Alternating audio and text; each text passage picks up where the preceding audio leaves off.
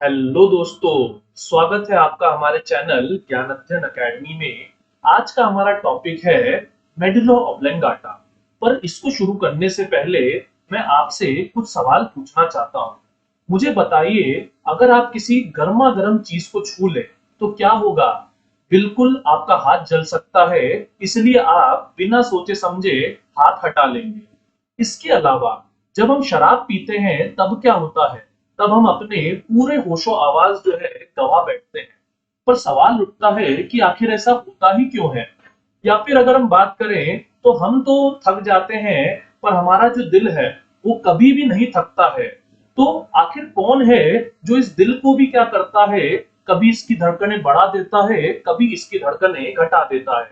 तो ये सब समझेंगे हम अपने आज के सेशन में। अब मेडुला ऑब्लिंगाटा कहाँ होता है? ये हमारे पश्च मस्तिष्क में होता है, जो कि मस्तिष्क का क्या है, भाग है। और ये मस्तिष्क सेंट्रल नर्वस सिस्टम में होता है, जो कि तंत्रिका तंत्र का क्या है, हिस्सा है। कुछ समझ नहीं आया तो समझेगा।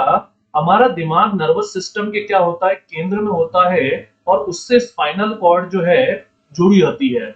और इसी के पास में क्या होती है, तंत्रिकाएं जाती हैं, नर्व्स जाती हैं। इनको भी हम समझेंगे आज के सेशन में। अब ये जो दिमाग है, इसको तीन भागों में आप तोड़ सकते हो, जिसमें फोर ब्रेन हम कर चुके हैं और हिंड ब्रेन आज हमें करना है। हिंड ब्रेन कहाँ होता है? कितनी बार समझाए थे, कोई यहाँ मत मारा कर, यहाँ पर छोटा दिमाग होता है, कोई बात बात समझ नहीं आती है।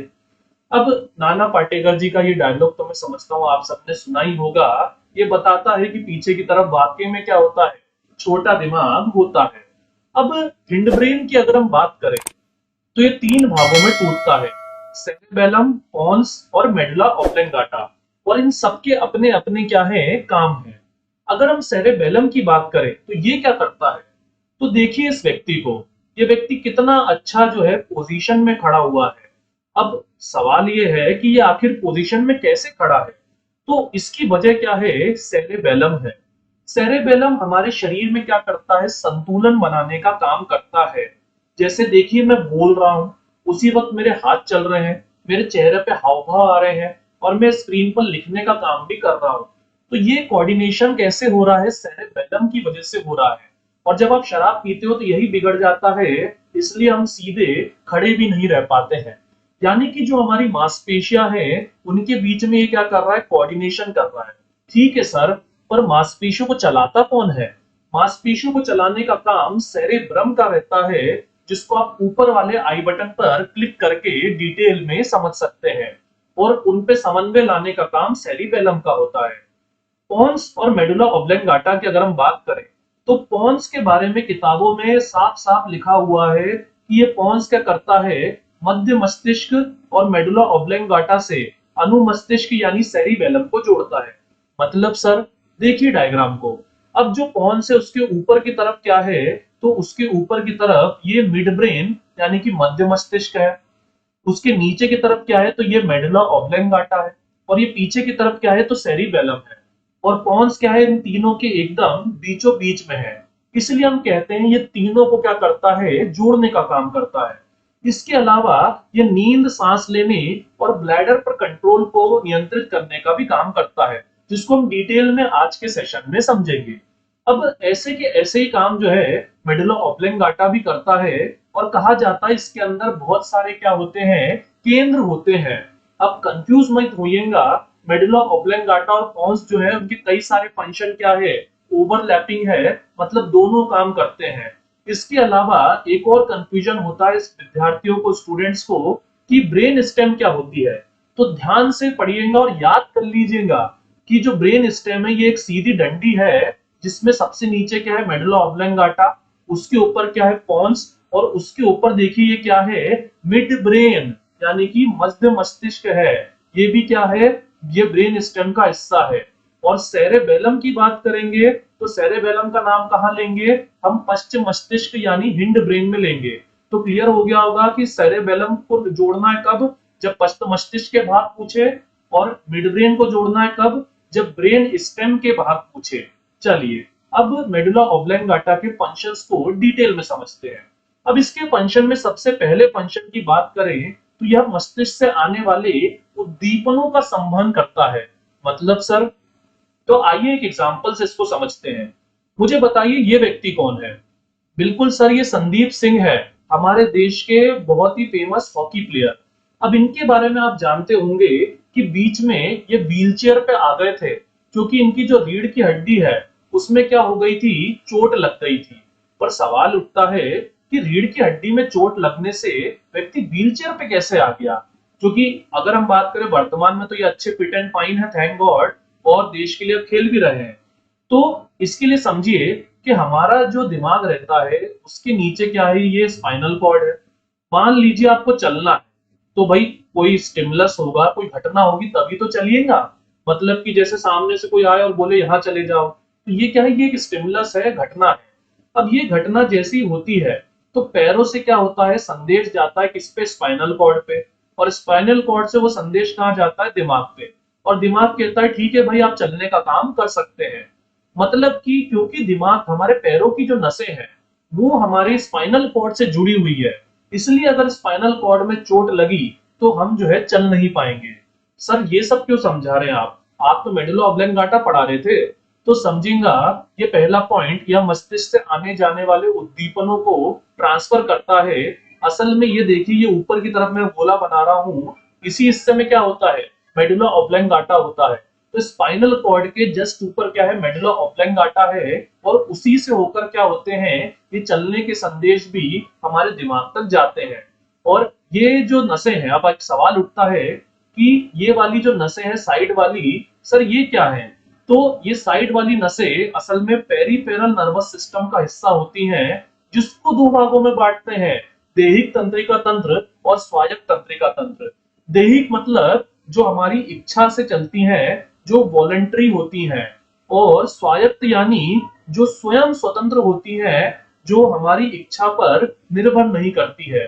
ठीक है सर, पर थोड़ा थोड़ा कंफ्यूज हो रहे हैं। तो कंफ्यूज होने वाली कोई बात नहीं है। समझिएगा, आप जब अपना ये हाथ मूव कर रहे हो तो इससे जो तंत्रिकाएं जुड़ी हैं ये क्या है, देहिक तंत्रिका तंत्र का हिस्सा है।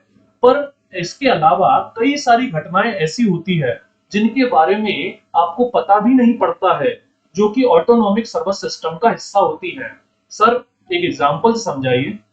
मुझे बताइए, आप किसी जंगल में जा रहे हैं और उस समय आपको बहुत भूख लग रही है और आपके मुंह से खूब लार टपक रही है और आप बहुत कमजोर हो गए हैं और आपके शरीर में बिल्कुल ऊर्जा नहीं है।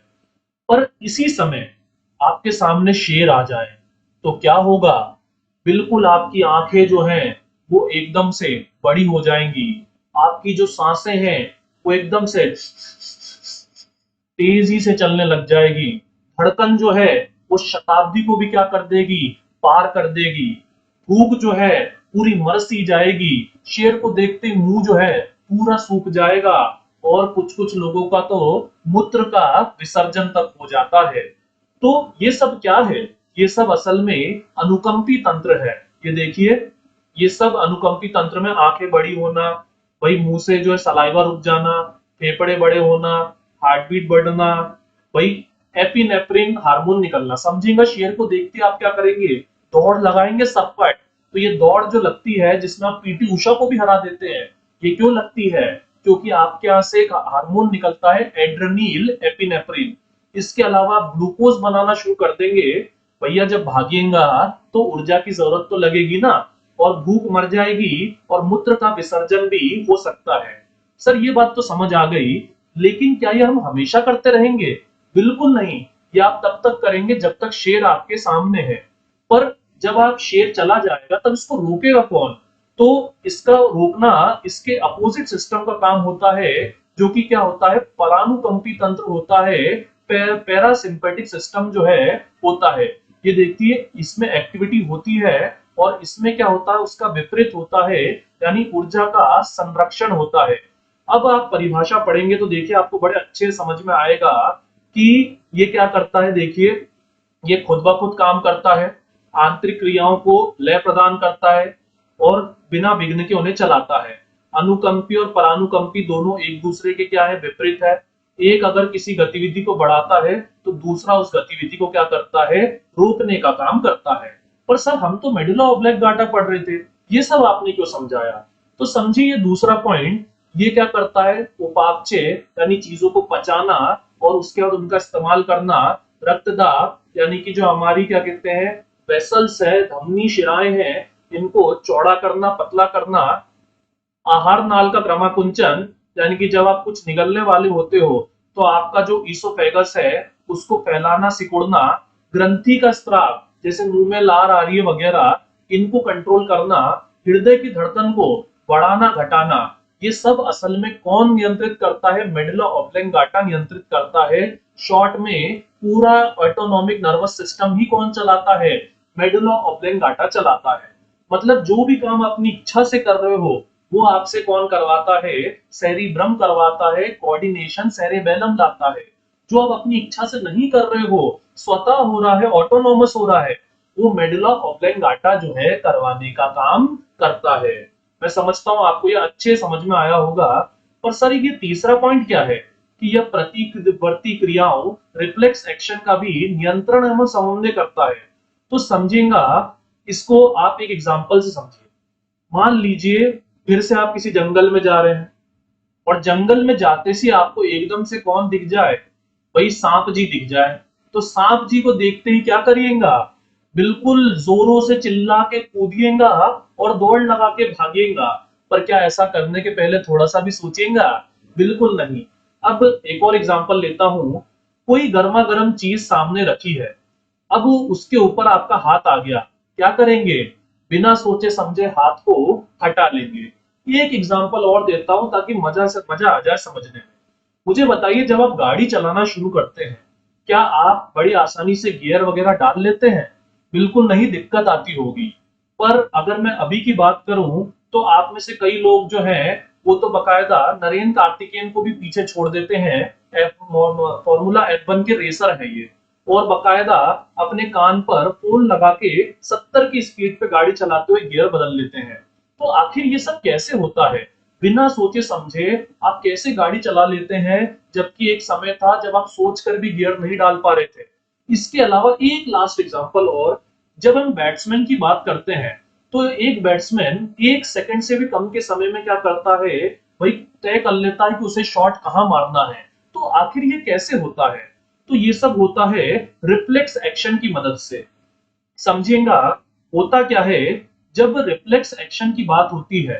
तो देखिए जो आपका रिसेप्टर होता है जैसे आपकी स्किन, त्वचा, इससे क्या होता है? संदेश जाता है। अब संदेश जाने के बाद कहां जाता है? स्पाइनल कॉर्ड जाता है। अब आपने समझा था स्पाइनल कॉर्ड के बाद नॉर्मली संदेश कहां जाते हैं? दिमाग तक जाते हैं। अब दिमाग तक नॉर्मली संदेश जाते हैं, पर दिमाग भी देखिए कितना काम करेगा, बेचारा थक जाता है। तो इसलिए वो कह देता है कि छोटे छोटे कामों के लिए मेरे से हर बार आके मत पूछा करो, कुछ चीजें तुम खुद से तय कर लिया करो। तो ये स्पाइनल कॉर्ड क्या करता है? यहीं से डिसीजन सुना देता है कि भैया गर्मा गर्म चीज है, फटाक से हाथ हटा लो। जैसे ये हटाने का बोलता है तो जो सेंसरी न्यूरॉन थे हमारे, क्या कहते हैं, ये सेंसेस जो है, इनके जो न्यूरॉन थे, इससे विपरीत जो मोटर न्यूरॉन है वो क्या करते हैं? जाते हैं और हमारे हाथ की देखिए मांसपेशियों को बोलते हैं कि क्या करो, हाथ वहां से हटा लो। मतलब कि ये क्या है? ये एक छोटा सा आर्क बन गया जिसको हम रिफ्लेक्स आर्क कहते हैं, जिसमें दिमाग से बिना पूछे ही क्या होता है? निर्णय हो जाता है। बहुत अच्छी बात है। तो मतलब दिमाग को इससे क्या मिल जाता है? थोड़ा आराम मिल जाता है। तो ये कब कब होता है?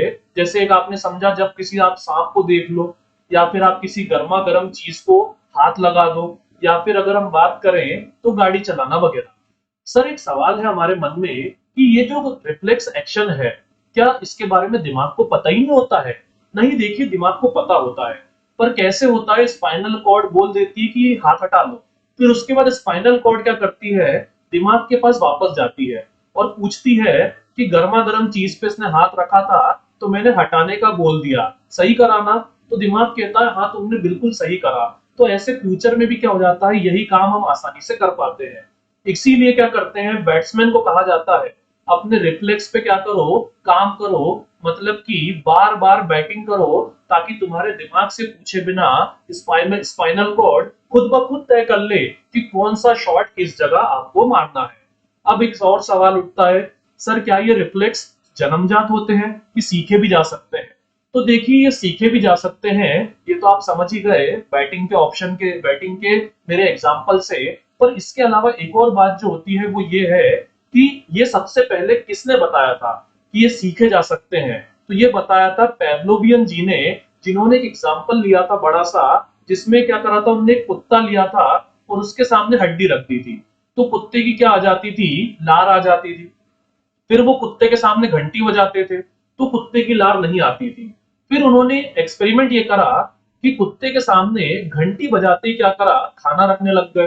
तो समझेगा कुत्ते को ये ट्रेनिंग मिल गई कि अगर घंटी बजने के बाद खाना आ रहा है, मतलब घंटी बराबर क्या है, खाना है। तो फिर क्या हुआ, जब कुत्ते के सामने खाना नहीं रखा गया, तब भी क्या हुआ, तब भी उसकी घंटी बजने से लार आने लग गई। तो रिफ्लेक्स पैदा भी करे जा सकते हैं, पर इसमें फिर काफी ज्यादा समय लग जाता है। तो दोस्तों आज के सेशन में इतना ही। अगर आपको ये सेशन पसंद आया हो तो हमारे चैनल को सब्सक्राइब करना ना भूले, ताकि ऐसे और भी जो सेशंस हैं वो हम आपके लिए बना सके। अब आज के लिए अलविदा।